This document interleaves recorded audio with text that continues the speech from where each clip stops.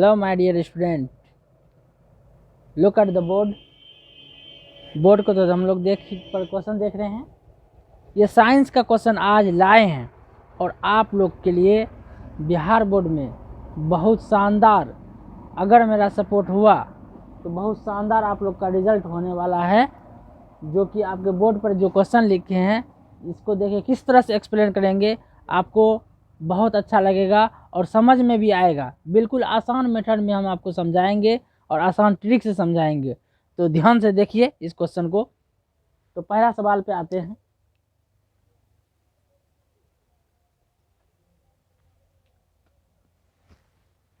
पहला सवाल पे आते हैं, विद्युत बल्ब का फिलामेंट निम्न में किस धातु का बना होता है? तो ऑप्शन है मेरा तांबा, नाइक्रोम, सीसा, टंगस्टन। तो पहले हम डायरेक्ट क्वेश्चन पे नहीं जाते हैं, एक एक ऑप्शन पे जाते हैं। उसका एक्सप्लेनेशन से एक क्वेश्चन से हम कई क्वेश्चन को हल कर देंगे और कई क्वेश्चन के बारे में अगर जान जाइएगा, एक क्वेश्चन से आप 5 क्वेश्चन का आंसर दे पाइएगा। तो सबसे पहले हम लोग ध्यान देते हैं, तांबा जो है कॉपर है। यहाँ पर देखते हैं कॉपर के बारे में थोड़ा सा समझा देते हैं। 29 होता है इसका, 63.5 होता है इसका। ये परमाणु संख्या हुआ इसका, परमाणु संख्या कॉपर का, और इसका द्रव्यमान हुआ, और यह धातु है। इसके अयस्क होता है, इसका अयस्क का नाम होता है कॉपर पाइराइट। पाइराइट जिसका सूत्र होता है CuFeS2। ये बहुत इंपॉर्टेंट है आप लोग का। तो हम लोग कॉपर के बारे में जान गए हैं, टेंशन लेने की जरूरत नहीं है, कॉपर जान गए हैं। अब थोड़ा जानना है नाइक्रोम। नाइक्रोम का क्या होता है? ये नाइक्रोम जो होता है ये निकेल प्लस Na+Cr का क्रोमियम का बना होता है।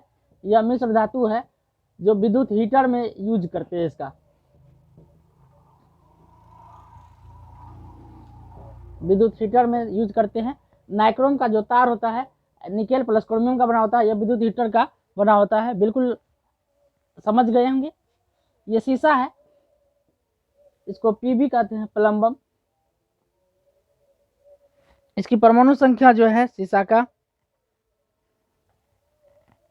82 होता है। इसका परमाणु संख्या ही सिर्फ याद रखना है हमको। अब आइए टंगस्टन के बारे में। टंगस्टन भी, यह भी मिश्र धातु है, यह मिश्र धातु है। यह आपको विद्युत का फिलामेंट बना होता है, यही टंगस्टन मिश्र धातु का। तो बल्ब है, बल्ब के बारे में थोड़ा और भी जान लेते हैं हम लोग। ये मेरा बल्ब है, इसमें अक्रिय गैस हीलियम, नियोन, आर्गन बना रहता है। यही फिलामेंट है जो टंगस्टन धातु का बना होता है। तो इस बात को याद रखिएगा, फिलामेंट जो हमारा टंगस्टन धातु का बना होता है। इतना बात समझ गए। अब आते हैं ओम्स के नियम। ओम्स के नियम क्या कहता है? ओम कहता है, मान लो कोई धारा, कोई चालक तार है, इसमें आई धारा बह रहा है और इसमें दो बिंदुओं के बीच में एक विभवांतर है V। ये दोनों एक दूसरे के डायरेक्टली प्रोपोर्शन होता है। अगर विभवांतर को बढ़ाएंगे तो धारा बढ़ेगा और धारा को बढ़ाएंगे तो विभवांतर बढ़ेगा। तो इसको हटा करके V बराबर हम लोग क्या लिखते हैं, कॉन्स्टेंट टर्म लिखते हैं R। तो V बराबर होता है I इंटू R। तो I बराबर होता है, I बराबर V/R होता है, और R बराबर अगर पूछ दिया तो V/I होता है। ये तीनों फार्मूला आता है एग्जाम में। तो यहाँ पर कहता है ओम का नियम कौन है? तो ये मेरा ऑप्शन ए हो जाएगा। दूसरा क्वेश्चन लिखते हैं विभवांतर। विभवांतर का सममात्रक क्या होता है? विभवांतर का सममात्रक में पहला ऑप्शन मेरा जूल है, दूसरा वाट है, तीसरा एम्पियर है, चौथा वोल्ट है। तो वैसे विभवांतर का सममात्रक तो वोल्ट होता है, ठीक है। लेकिन हम लोग पहले जूल के बारे में थोड़ा जानेंगे। जूल क्या है? कार्य करने की क्षमता को जूल कहा जाता है। कार्य करने की क्षमता को जूल कहते हैं। कार्य करने की क्षमता को ऊर्जा कहते हैं। ऊर्जा का सममात्रक जूल होता है। ऊर्जा का सममात्रक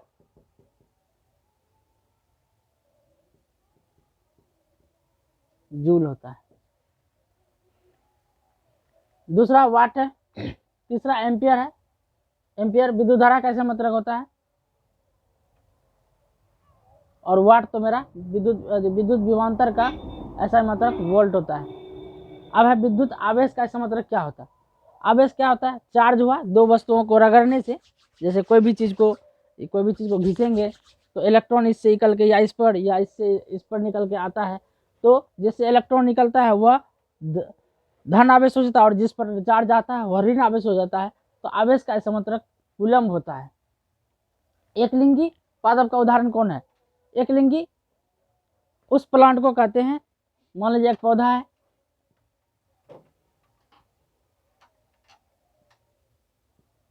इसमें गायनोसियम और एंड्रोसियम, जिस प्लांट में गायनोसियम और एंड्रोसियम दोनों होता है तो वह द्विलिंगी होता है। और पपीता जो है यहाँ पर मेरा एकलिंगी है, और ये दोनों सरसों, उड़हुल और मटर, ये तीनों जो है हमारा बायसेक्सुअल फ्लावर है, यानी द्विलिंगी है। इसमें मटर का जो पौधे पर जो रिसर्च किया था ये मेंडल साहब किया था, इसको जान लीजिए, मेंडल साहब किया था। कौन से बीमारी श्वसन तंत्र से संबंधित है, तो डायरिया जो है यह जीवाणु से होता है, ये याद रखिएगा। निमोनिया, मलेरिया ये मच्छर काटने से होता है, मच्छर का नाम मादा एनोफिल मच्छर होता है, मच्छर से काटने से होता है। और मधुमेह यह इंसुलिन हार्मोन की कमी से होता है। तो जब मेरा ये नहीं हुआ तो मेरा आंसर हो जाएगा B. Thank you. Next question मेरा दांत है। दांत की सबसे ऊपरी परत होता है, इसका तो डायरेक्ट आंसर हो जाएगा इनेमल, लेकिन दांत के बारे में हम लोग बहुत जानकारी लेकर के जाएंगे, जो कि बहुत एग्जाम में आसान हो जाएगा आप लोग का। जैसे दांत है, तो दांत के बारे में हम लोग सबसे पहली बात जानेंगे, यह 4 प्रकार का होता है।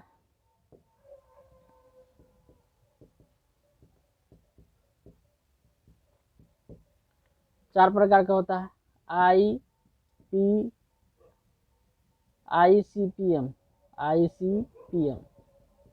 Incisor, canine, premolar, molar. ठीक है, इसमें जो है केनाइन जो होता है ये नुकीला होता है दांत, नुकीला। ये मांसाहारी जानवर में होता है, मांसाहारी जानवर में होता है, जो चीर फाड़ करने में करता है।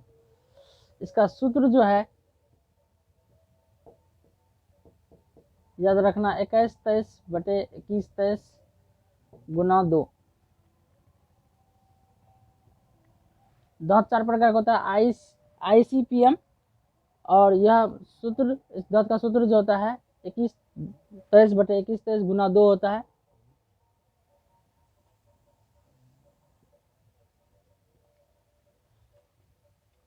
अस्थाई दांत,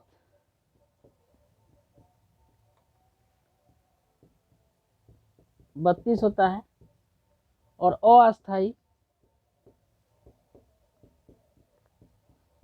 अस्थाई दांत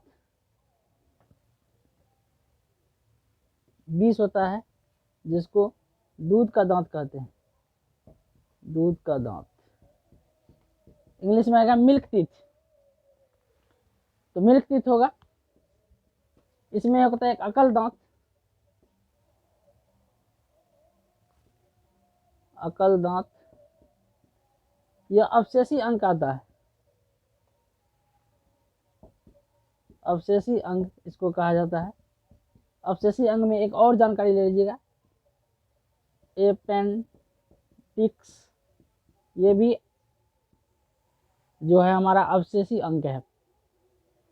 ये अलग से जानकारी, ये दांत का भाग नहीं है, लेकिन यह अवशेषी अंग आया इसलिए मैं ये बता दिया। ये क्वेश्चन बहुत बार पूछा गया है बिहार बोर्ड में। तो फिर से एक बार समझ लेते हैं। दांत हमारा यह 4 प्रकार का होता है, ICPM मतलब इंसीजर, केनाइन, प्रीमोलर, मोलर, और इसका सूत्र होता है 21/23 गुना 2। अस्थाई दांत होता है 32, और अस्थाई दांत होता है 20। ये बच्चे में दुधिया दांत कहा जाता है, ये टूट जाता है फिर बाद में आता है। और अकल दांत, यह जो है अवशेषी अंग है, इसका कोई काम नहीं है। उसी तरह से हमारा शरीर में अपेंडिक्स जो है ये भी हमारा अवशेषी अंग है। तो बच्चों, आप लोग को समझ में आ गया होगा। और इसी तरह से मैं वीडियो फिर डालूँगा। अगर बहुत ज़्यादा हमको सब्सक्राइबर मिला तो आपका और एग्ज़ाम बहुत आसान हो जाएगा और मज़ा आ जाएगा। इसलिए बच्चों मेरे से जुड़िए और एग्ज़ाम अच्छा जाएगा आपका। Thank you.